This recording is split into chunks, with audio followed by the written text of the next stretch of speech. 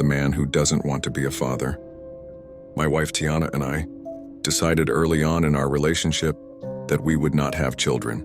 We were even talking about how boring the lives of our friends who had children were, and sometimes make fun of them. We were free, we could go wherever we wanted, spend money however we wanted, and live a beautiful life free from all responsibility. For me, it was like I was in a dream that I never wanted to end.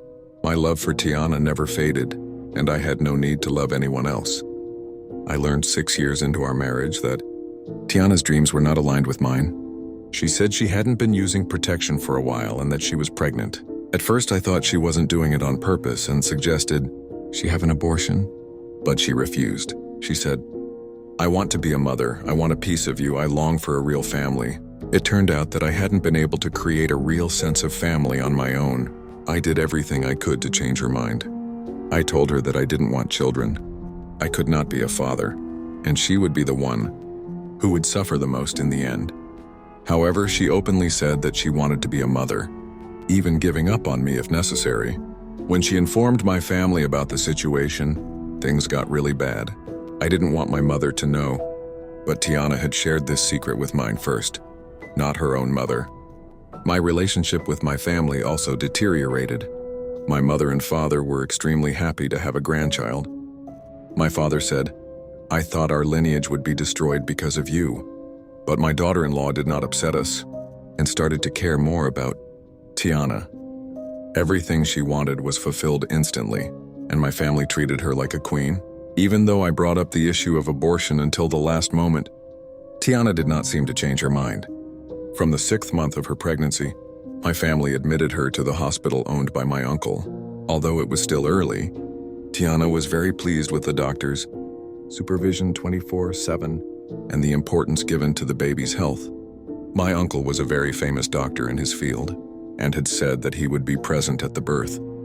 My family didn't let me near my wife anymore. They were afraid I would harm the baby. They even forbade me from going to the hospital, and they were right.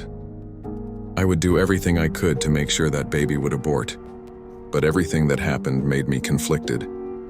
My mind hadn't changed about being a father, but it was clear that I couldn't convince Tiana or my family anymore. One evening, I decided to end everything and entered the hospital, bypassing the security guards, to prevent the baby from being born, or if necessary, to kill it in its mother's womb. The entire hospital was evacuated. There was not a single patient in the rooms. I searched the entire building but could not find Tiana or anyone else. While I was desperately thinking about what to do, I suddenly heard Tiana's screams echoing.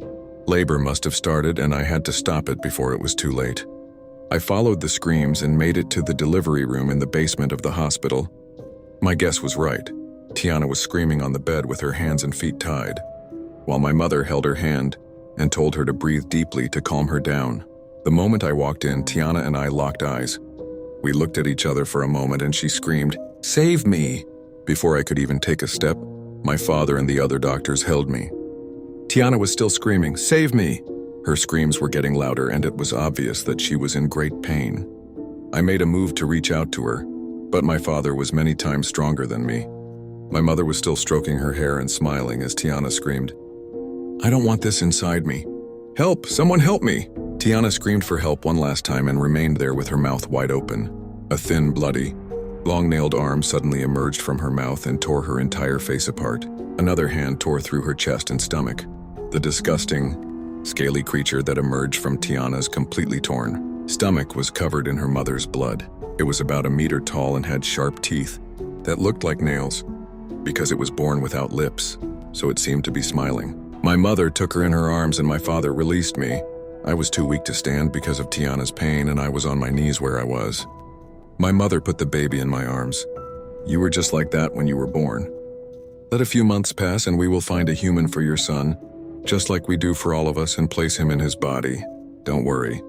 My father squeezed my shoulders, kissed the child first and then me on the forehead. "Thanks to our daughter-in-law, our lineage will not die out. We can never thank her enough. We will take the child. You go and live the life you want. I neglected you too much in the past and you became more human than a human being. I will not make the same mistake with my grandchild. He will grow up knowing what he is and being proud of it." And of course, unlike you, he will reproduce as much as he can.